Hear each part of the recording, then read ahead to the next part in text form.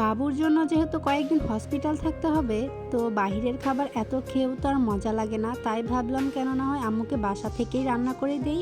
তো যেমন কথা তেমন কাজ, রান্না শুরু করে দেই। আসসালামু আলাইকুম, সবাই কেমন আছেন? আমি তো আলহামদুলিল্লাহ ভালো আছি। তো আজকে রান্না করব আমি সবজি ভাজি আর হচ্ছে মাছের তরকারি। ডাক্তার বলছে এখন নাকি ভাবি সব কিছুই খেতে পারবে, তাই আর কি কোনো বাছাবাছি না করে মাথায় যেটা আসছে সেটাই করে দিতেছি। তো আমি ভাজি করব ফুলকপি, সিম আর আলু। তাই প্রথমে পেঁয়াজটা ভালো করে তেলে ভেজে দেন হচ্ছে সবজিটা আমি দিয়ে দিলাম। এর সাথে দিয়ে দিলাম ফালি করে কাঁচামরিচ, আর সাথে দিয়ে দিলাম পরিমাণ মতো লবণ আর একটু হলুদ। এবার এটা ভালোভাবে নাড়াচাড়া দিয়ে তারপর হচ্ছে আমি ঢেকে দেব ভালো করে সিদ্ধ হওয়ার জন্য। আর পাশের চুলায় আমি আলু সিদ্ধ বসিয়েছিলাম।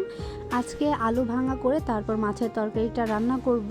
এখন আমি দেখতেছিলাম আলুটা সিদ্ধ হয়েছে কিনা। তো আলুটা সিদ্ধ হয়ে গেছে, এবার নামিয়ে আমি ছিলে রেখে দিব পাশে। তার পাশে আমি দেখতেছিলাম ভাজিটা কতটুকু হয়েছে। তো এখন একটু ভালোভাবে নাড়াচাড়া দিয়ে আবার ঢেকে দেবো ভালো করে সিদ্ধ হওয়ার জন্য। আর এইদিকে এখন আমি মাছগুলো হলুদ লবণ দিয়ে ভালোভাবে মেখে তারপর হচ্ছে মাছটা এখন ভাজবো। আর আজকে মাছের তরকারিটা রান্না করা হবে পাঙ্গাস মাছ দিয়ে। তো আমি কড়াই একটু পরিমাণে তেল দিয়ে দিলাম, আর এখন সাথে সাথে সবগুলো মাছই দিয়ে দিব। এই মাছগুলো ভাজার সময় আমার অনেক বেশি ভয় লাগে, কারণ এগুলো তেলে দেওয়ার সাথে সাথে তেলগুলো ছিটতে থাকে। যাই হোক, সবগুলো মাছ একসাথে দিয়ে দিছি, এবার হতে থাক মাছগুলো। তার পাশে আমি ভাজিটা দেখে নিই, এখানে ভাজিটা প্রায় হয়ে গেছে, তাই এখানে আমি ধনিয়া পাতা দিয়ে দিচ্ছি। ধনিয়া পাতা দিয়ে তারপর হচ্ছে আর 2 মিনিট নাড়াচাড়া করে এরপর আমি ভাজিটা নামিয়ে নিব। এখন আমি তরকারিটা রান্না শুরু করে দিব। তার জন্য বড় একটা পাতিল বসিয়ে এতে পেঁয়াজ দিয়ে দিলাম। এখন দিয়ে দিচ্ছি তেল। তেলটা দিয়ে এবার পেঁয়াজটা ভালোভাবে ভেজে নিব। পেঁয়াজটা ভাজা হলে এবার আমি যেই পাত্রে মাছগুলো মাখিয়েছিলাম হলুদ লবণ দিয়ে, ওই পাত্রে একটু পানি নিয়ে তারপর হচ্ছে দিয়ে দিলাম পেঁয়াজের মধ্যে। এবার আমি সব একে একে মশলা দিয়ে দিব। প্রথমে দিয়ে দিলাম পরিমাণ মতো লবণ, তারপর দিয়ে দিলাম হলুদের গুঁড়া, মরিচের গুঁড়া আর সাথে ধনিয়ার গুঁড়া। গুঁড়া মশলাগুলো দেওয়া হয়ে গেলে এবার একটু নাড়াচাড়া দিয়ে এটা রেখে দিব কষানোর জন্য। মশলাটা কষানোর মাঝখানে এতে আমি দিয়ে দিব টমেটো। এবার টমেটোগুলো মশলার সাথে ভালোভাবে মিক্সড হয়ে কষে যাবে। তো কষানো হয়ে গেলে এখন এতে দিয়ে দিব আমি বেগুন। বেগুনটা আমি আগে ভালোভাবে কেটে ধুয়ে রেখেছিলাম, এখন সেটাই দিয়ে দিলাম। আজকে আলু ভাঙা করে তারপর হচ্ছে বেগুন দিয়ে মাছের তরকারিটা রান্না করব। তো এখন ভালোভাবে নাড়াচাড়া দিয়ে তারপর ঢেকে দিব যাতে করে বেগুনটা ভালোভাবে সিদ্ধ হয়ে যায়।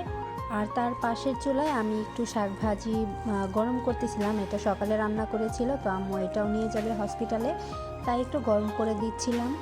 তো এদিক দিয়ে বড় ভাবি বললো যে তুমি যেহেতু রান্না করতেছো তো পাশের চুলায় বাবুর তরকারিটাও বসিয়ে দাও, একসাথে হয়ে যাক। মাহাদি যেহেতু ঝাল খেতে পারে না, তাই ওর তরকারিটা আলাদা করেই রান্না করা হয়, আর ওরটাও আছে মাছের তরকারি রান্না করা হবে। তো এখানে আমি পেঁয়াজ ভেজে তারপর এতে সব গুঁড়া মশলা দিয়ে দিলাম, হলুদ মরিচ লবণ।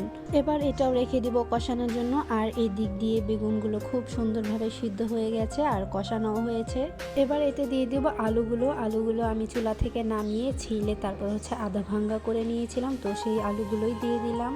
এই সেম তরকারিটা গ্রামে আমার মামাতো বোন রান্না করেছিল, তো ওর হাতের রান্না খেয়ে তো আমি একদমই পাগল হয়ে গিয়েছিলাম। তাই ভাবলাম যে এই তরকারিটাই আজকে আমি রান্না করে দেখি কেমন হয়। তো আলুগুলো দিয়ে ভালোভাবে নাড়াচাড়া দিয়ে এবার দিয়ে দিলাম আমি ঝোলের পানিটা, সাথে মাছগুলোও দিয়ে দিলাম। এবার তরকারিটা প্রায় অলমোস্ট হয়ে গেছে। এখন আমি উপর দিয়ে কিছু ধনিয়া পাতা কুচি দিয়ে দিলাম। আর তরকারি থেকে কিন্তু খুব সুন্দর একটা স্মেল আসতেছিল। মনে মনে তো খুশি হয়ে গিয়েছিলাম, ভেবেছিলাম যে একদম সেম তরকারিটাই হয়েছে, কিন্তু না, গ্রামের তরকারির তো মজাই আলাদা হয়। কই গ্যাসের চুলার রান্না আর কই মাটির চুলার রান্না। যাই হোক, তো এই দিক দিয়ে বাবুর তরকারির মশলাটাও অলমোস্ট কষে গেছে। এবার আমি সবজিগুলো দিয়ে দিচ্ছি, আর ওর তরকারিটা রান্না করা হবে ফুলকপি সিম আলু দিয়ে। আর এদিক দিয়ে আমাদের তরকারিটা রান্না করা হয়ে গেছে, দেখতে কিন্তু অনেকটা লোভনীয় লাগছে, তাই না? এবার এটা নামিয়ে নিব চুলা থেকে। আর এদিক দিয়ে সবজিগুলো সুন্দরভাবে সিদ্ধ হয়ে গেছে। এখন এটাতেও দিয়ে দেব ঝোলের পানি আর সাথে মাছগুলো। এখানে আমি আবার একটু লাউয়ের তরকারি গরম করে নিব। এটা আম্মু রান্না করেছিল ভাবির জন্য। ডাক্তার বলছে ভাবিকে বেশি বেশি লাউ খেতে, তাই আর কি আম্মু রান্না করে নিয়ে গেছিলো একবার, আর বাকিটুকু এখন নিয়ে যাবে। তো এটাই আমি একটু গরম দিচ্ছিলাম। আর এদিক দিয়ে বাবুর তরকারিটাও হয়ে গেছে, এটাও নামিয়ে নিব। এই তো এটাই ছিল আজকের আমার হসপিটালের জন্য রান্না। তো আমার এই ভিডিওটা কেমন হয়েছে অবশ্যই কমেন্ট করে জানাবেন। আজকে এখানে শেষ করছি। সবাই ভালো থাকবেন, সুস্থ থাকবেন। আল্লাহ হাফেজ।